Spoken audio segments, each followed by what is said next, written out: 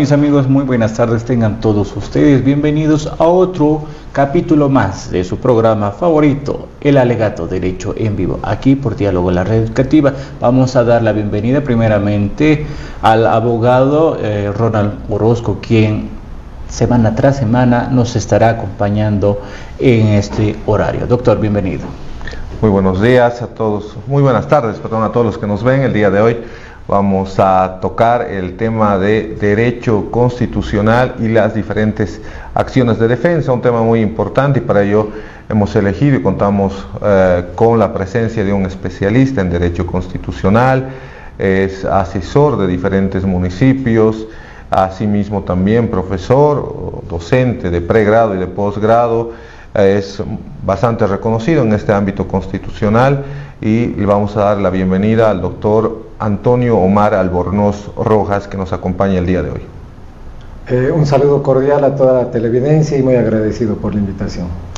Así es, doctor Ronald. Es muy importante tener este tipo de escenario y sobre todo los personajes que semana tras semana nos están acompañando. La jornada de hoy vamos a tocar el tema constitucional, como usted bien manifestaba, pero entrando en materia, doctor, estamos en una situación más compleja que todos los bolivianos estamos viendo, que las leyes, la constitución no está acorde, hay falencias en la constitución, pero es importante tener y aclarar a la población, en donde el doctor Albornoz nos estará acompañando.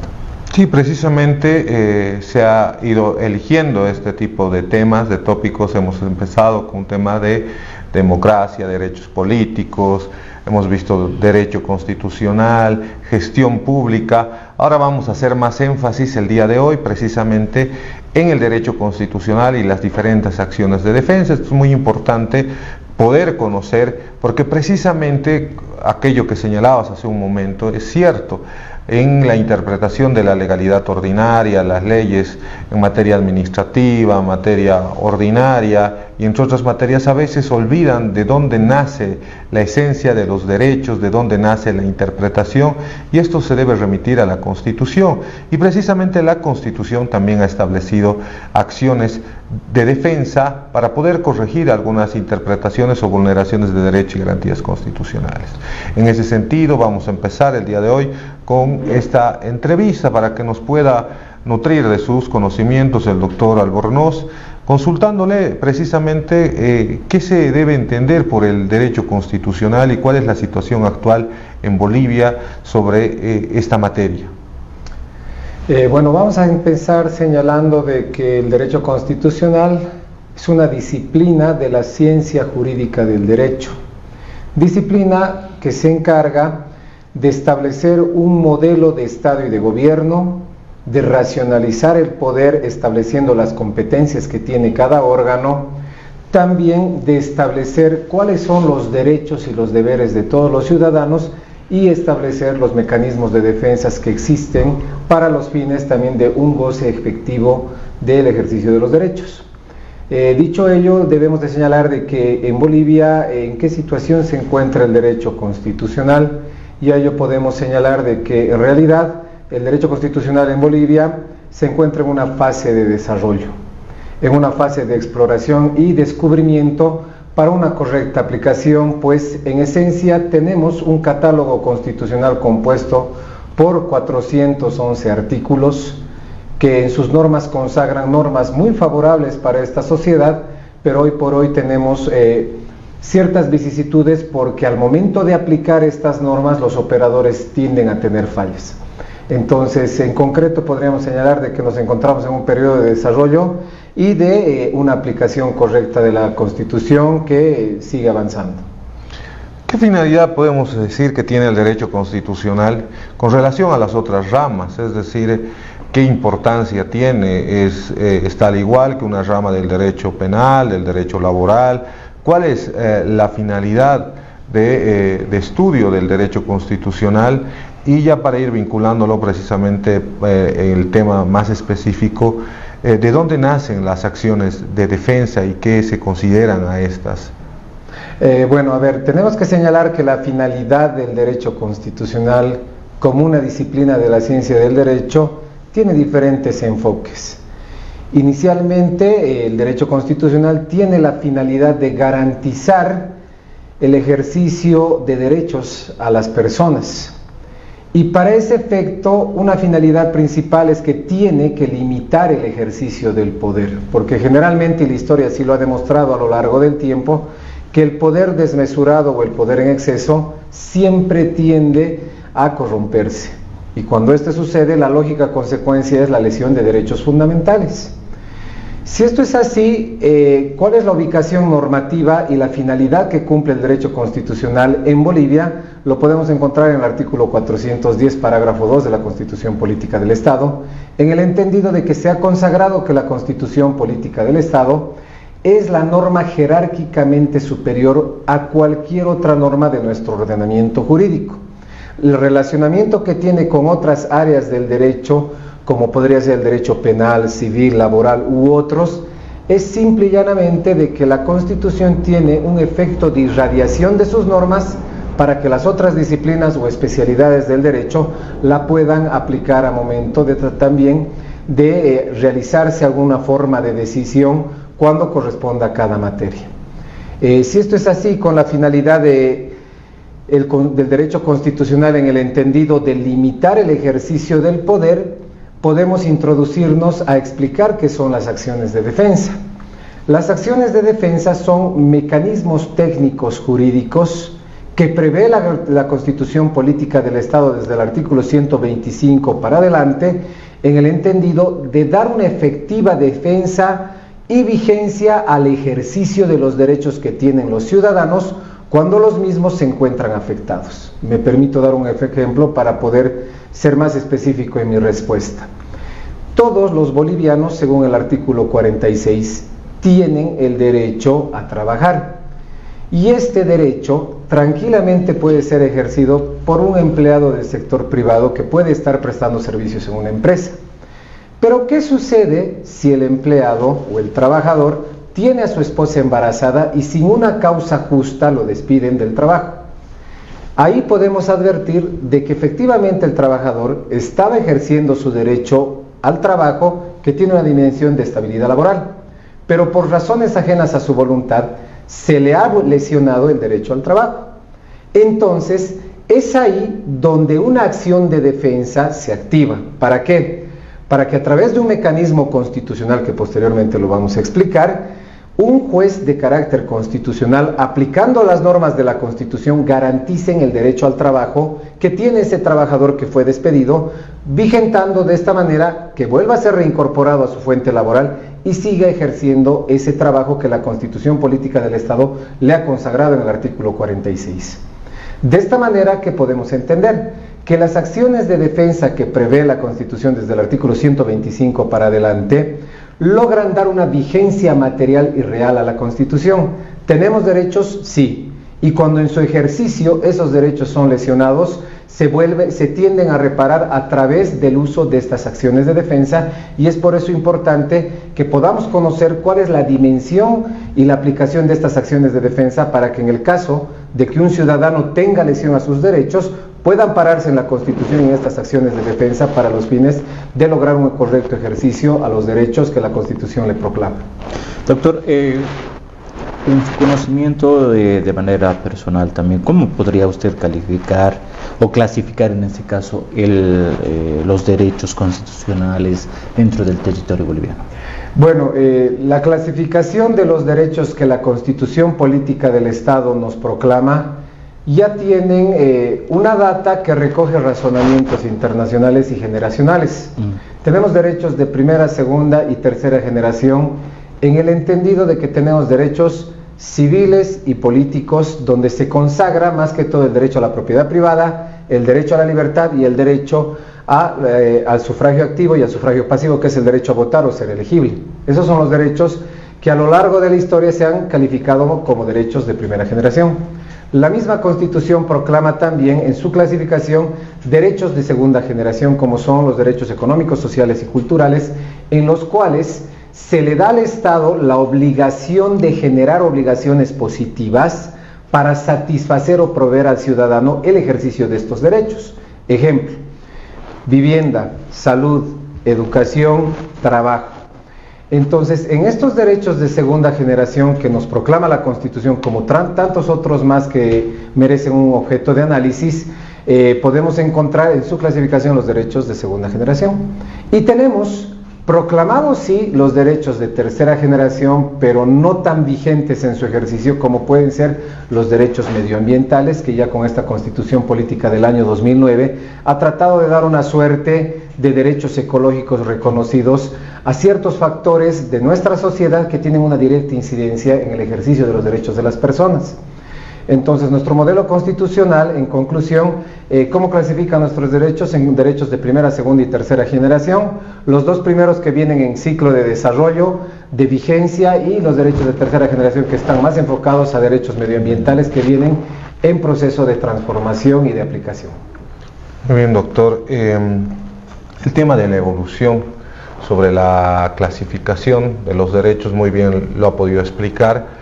Lo que quisiera que podamos entrar e ir viendo también sobre, antes entendíamos que hablábamos de un recurso heroico de acción de amparo constitucional antes de la modificación de la Constitución Política del Estado del 2009, y luego vemos que se la consigna como una acción de defensa dentro de otras acciones que también el día de hoy vamos a desarrollar.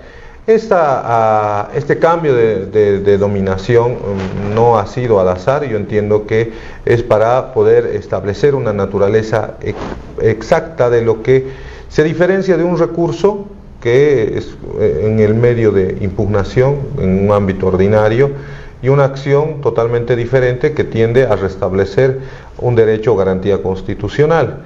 En ese sentido y bajo ese parámetro, quisiera que podamos abordar sobre la naturaleza de esta denominada acción de amparo constitucional. ¿Qué es lo que busca? ¿Cuál es la finalidad? ¿Hasta dónde se la puede utilizar? ¿Cómo se la puede utilizar? En su experiencia, tomando en cuenta que el día y todos los días usted precisamente está defendiendo de un lado o planteando una acción de defensa tan conocida y hoy tan utilizada, incluso a veces mal utilizada como un recurso de una tercera o cuarta impugnación del ámbito ordinario, en realidad poder establecer a cabalidad cuál es la naturaleza y la finalidad de la acción de amparo constitucional. Bueno, debemos de referir que para poder precisar cuál es la naturaleza y la finalidad de la acción de amparo constitucional, a partir del modelo constitucional, y conforme ya habíamos señalado existen acciones de defensa, la Constitución Política del Estado ha dividido tres tipos de acciones de defensa a los derechos de las personas.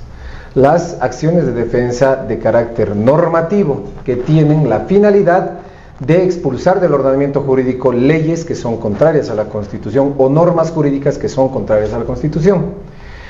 Las acciones de defensa de carácter competencial, que se encarga de racionalizar el poder para que ninguna autoridad de institución pública invada lo que le corresponda hacer a otra, porque cuando existe esa invasión de competencias, lo único que se genera son disfunciones, inseguridad jurídica y lesión de derechos.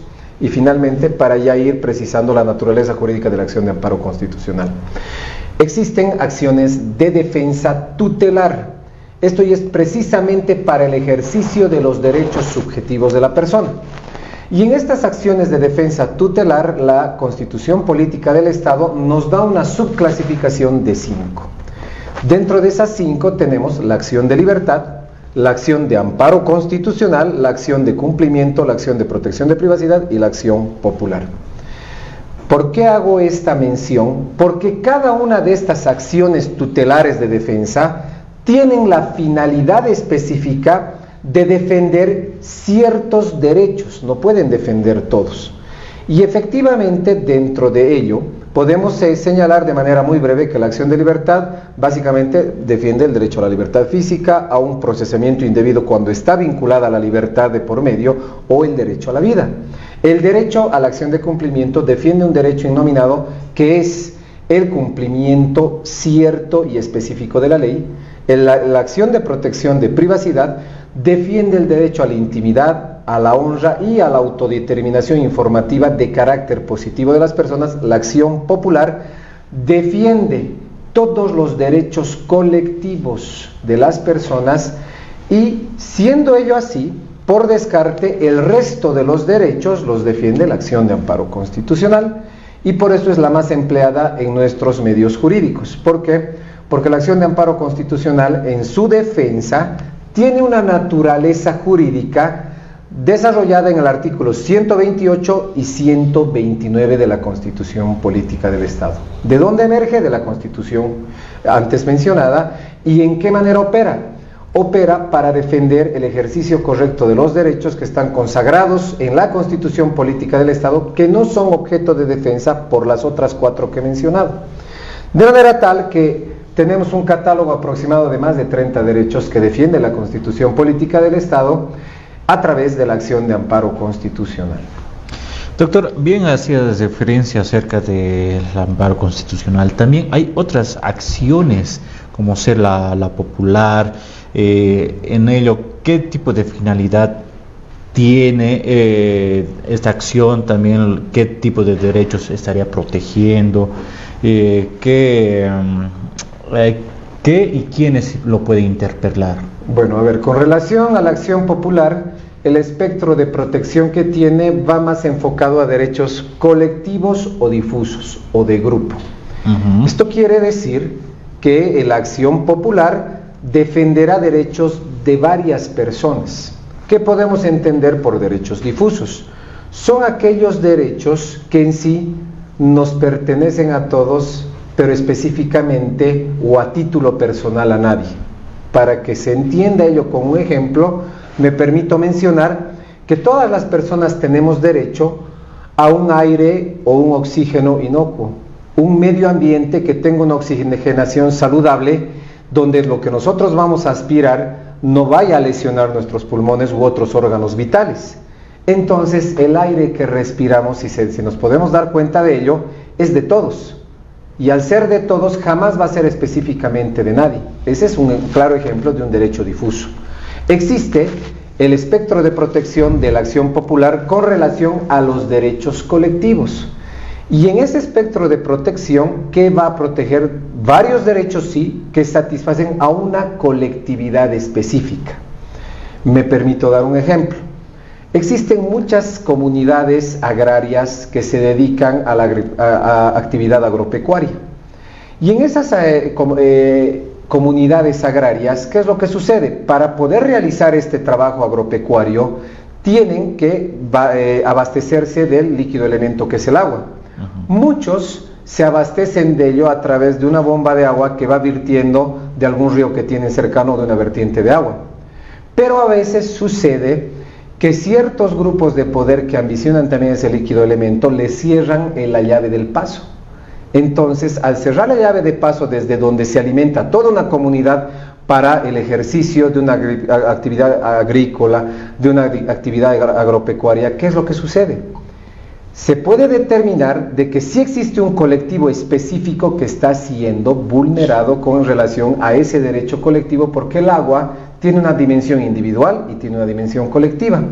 Entonces, cuando el agua se afecta en esta dimensión colectiva, se protege a través de la acción de protección de privacidad.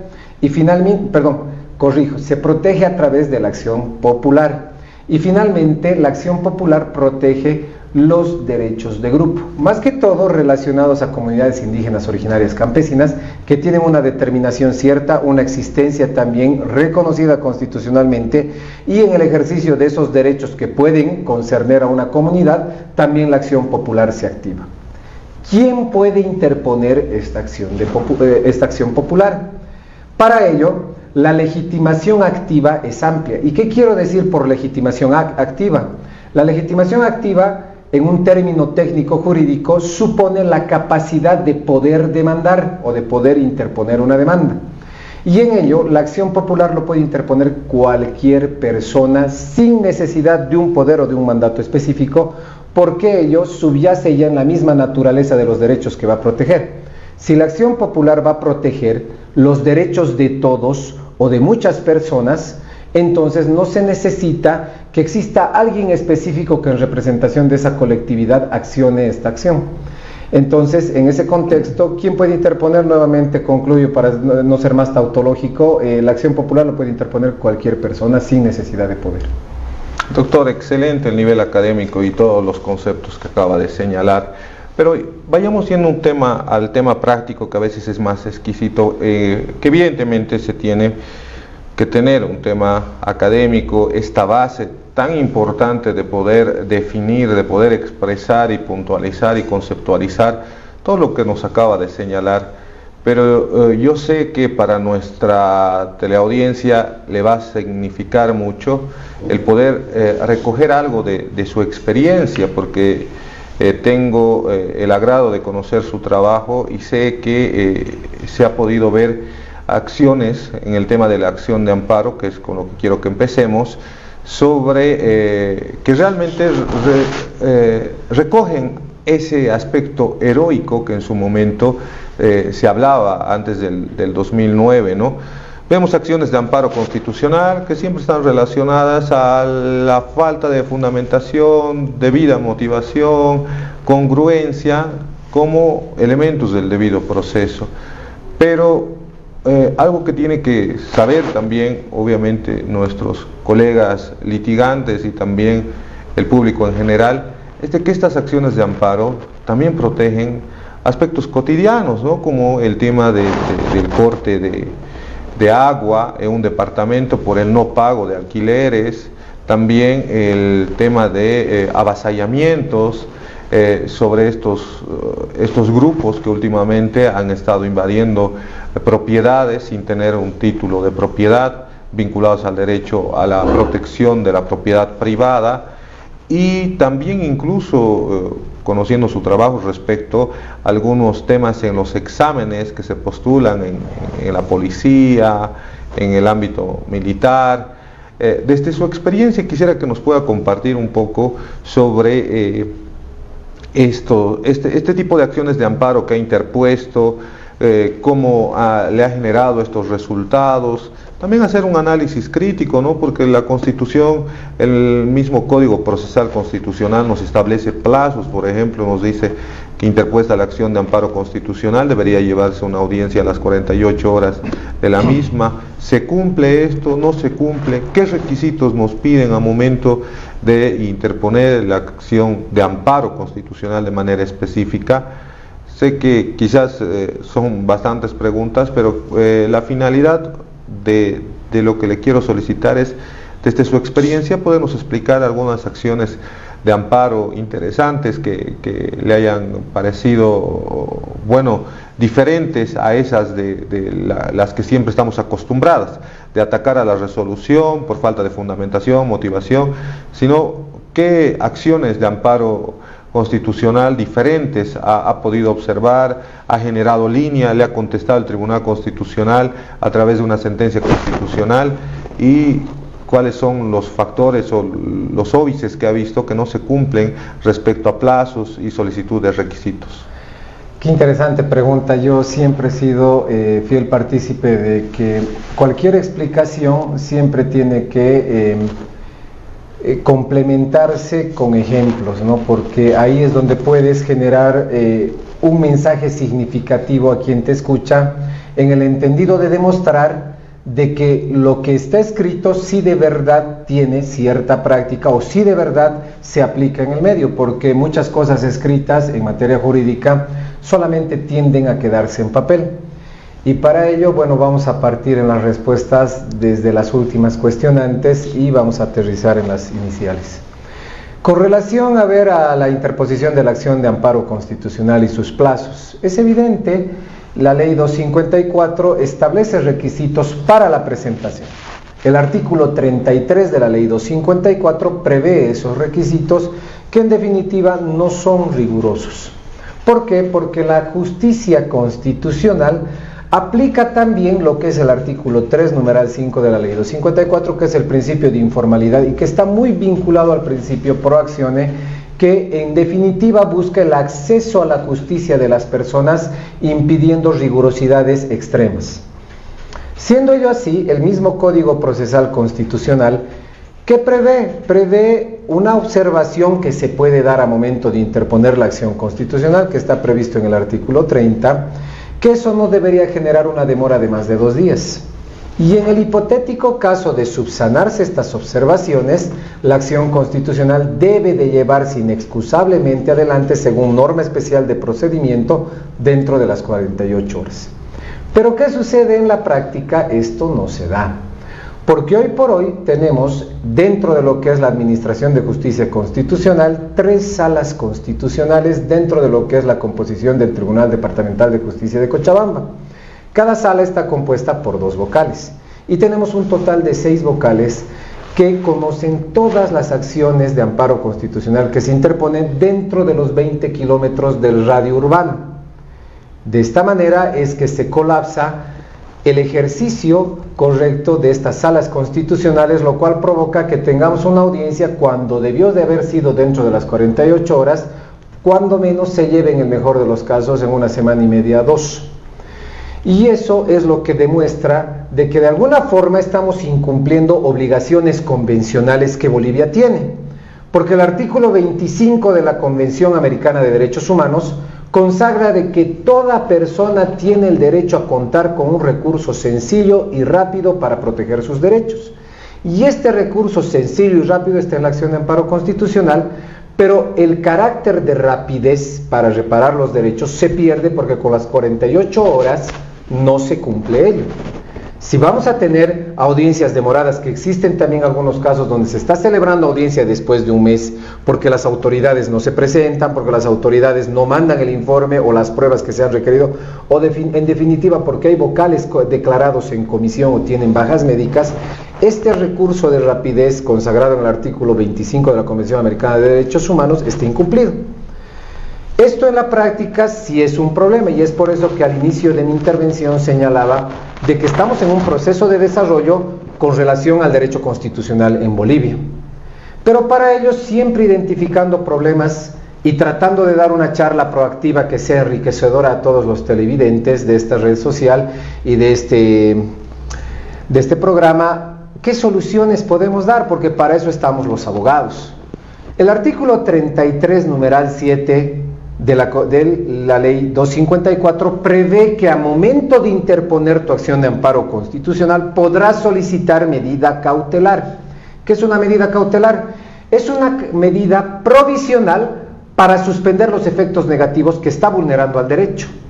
Entonces, ¿esto qué permite a las partes? Permite ya tener un marco de protección dentro de lo que va a ser una tramitación de las acciones tutelares y además genera la obligación a los jueces constitucionales de que si van a demorar la tramitación de su audiencia, están obligados a brindar esa medida cautelar precisamente para conservar ese deber convencional de facilitar a una persona un recurso rápido para la protección de los derechos.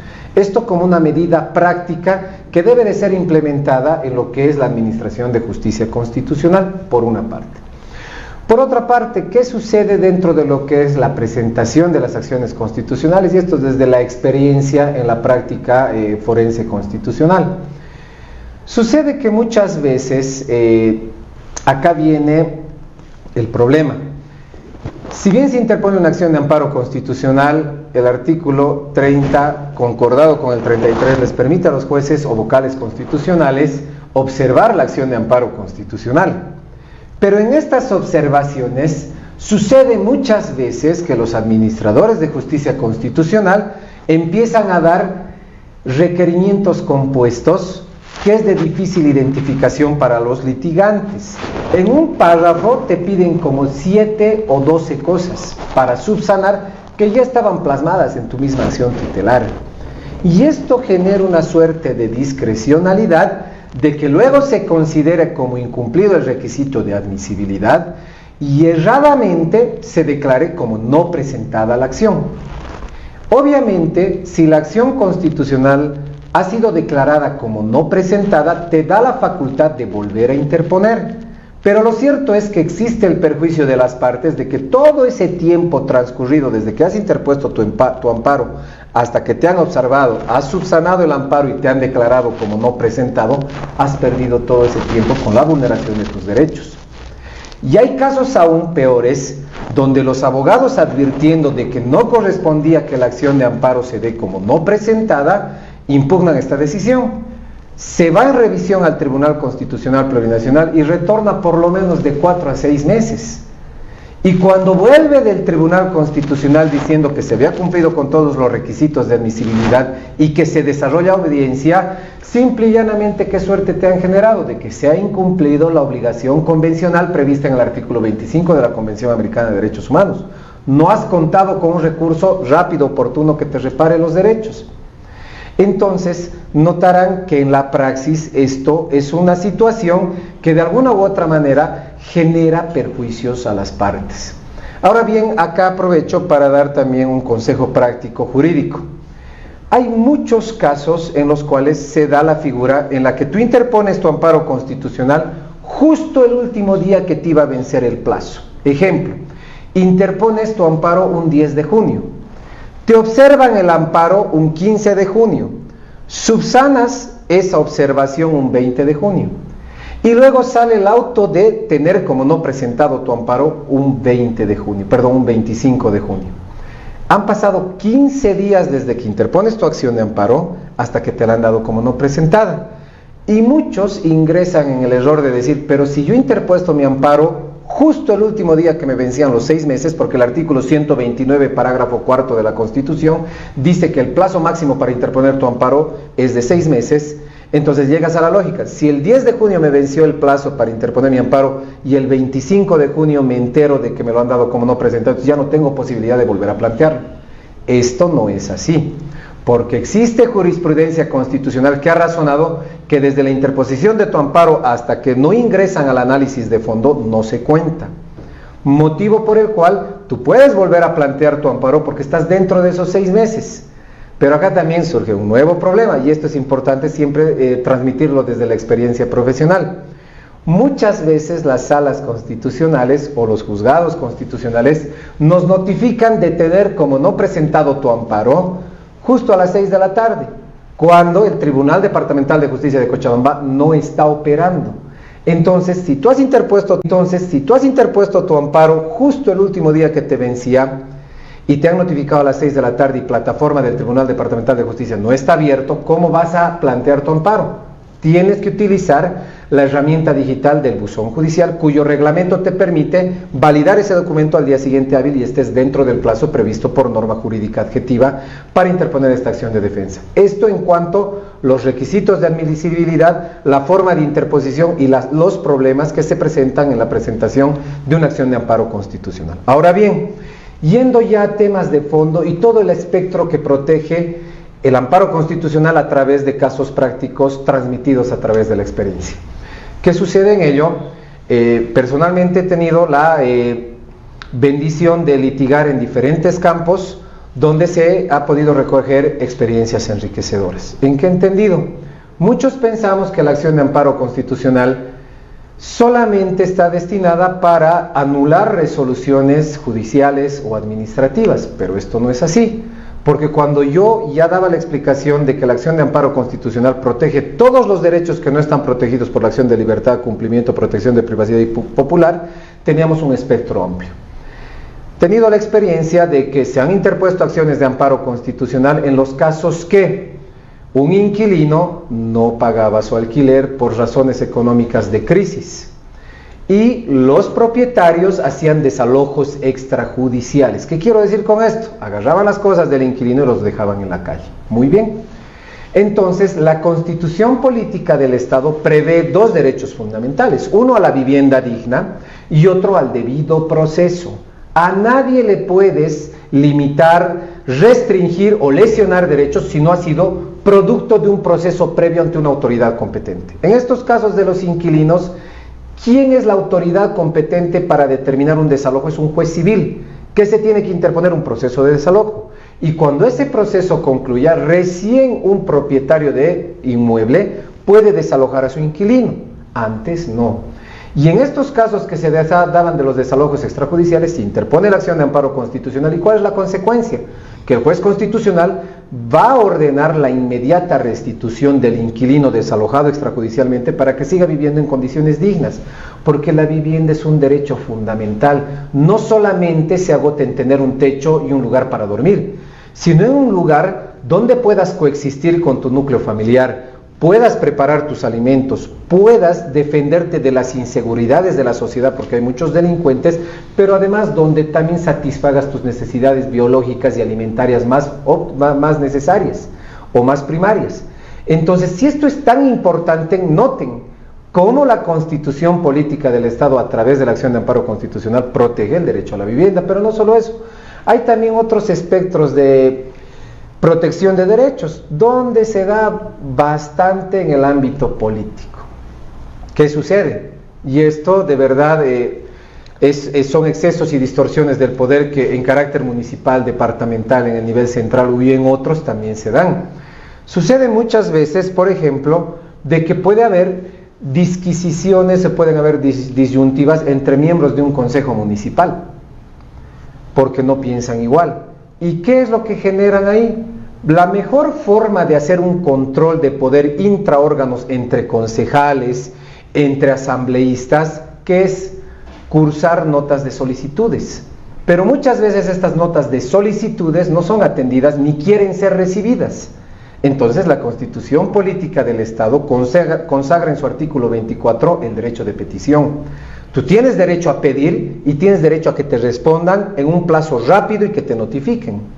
Y que te respondan de manera coherente todo lo que estés pidiendo y no te estén dando respuestas evasivas. Entonces, cuando eso sucede, he tenido también la oportunidad de interponer acciones constitucionales donde se les ha obligado a aquellos renuentes de responder todas las notas cursadas para que lo hagan en un plazo de 24 horas o de 48 horas. ¿Y esto para qué sirve? Para una correcta administración de lo que es inclusive los erarios públicos, en el entendido de que en una respuesta escrita ya va a existir certeza de qué es lo que está pasando en la administración de los órganos de poder. Pero no solo ello, también en carácter sindical hay bastantes lesiones de derechos.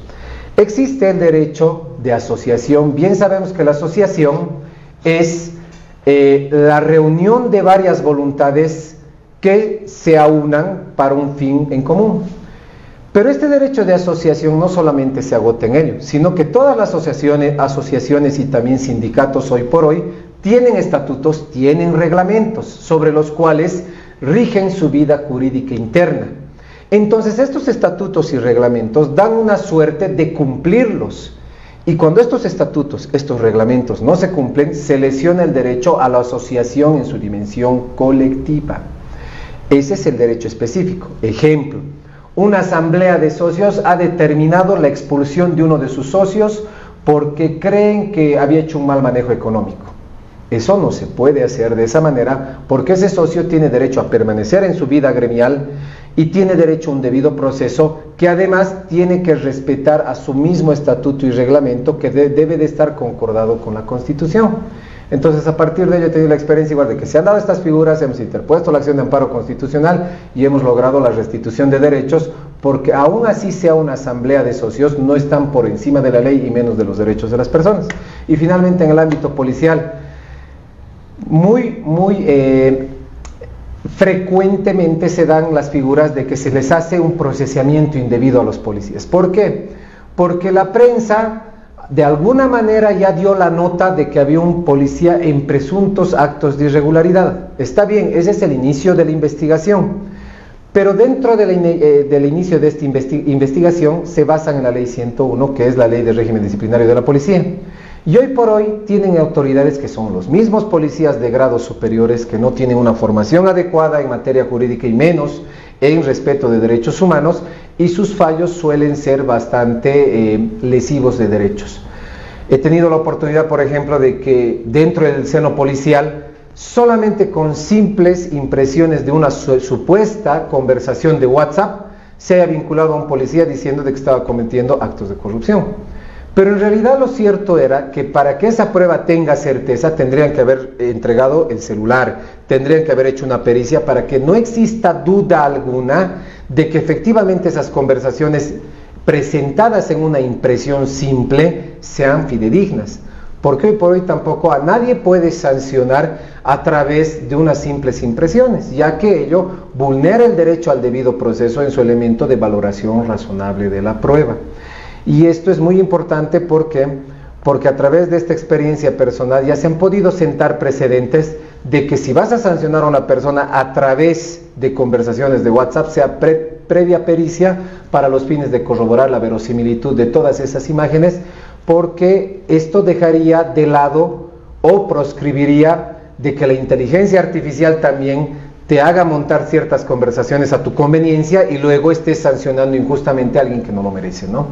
Y como esta, hay muchas experiencias en el ámbito personal para poder ahondar a lo que es la protección de ciertos derechos, ¿no? Pero, bueno, por razones de tiempo también y la transmisión que hay, estimo que habrán otros escenarios en los cuales se van a poder compartir estas experiencias. Doctores, vamos a un pequeño receso y al retornar estamos con más del programa de El Alegato Derecho en Vivo. Vamos y volvemos.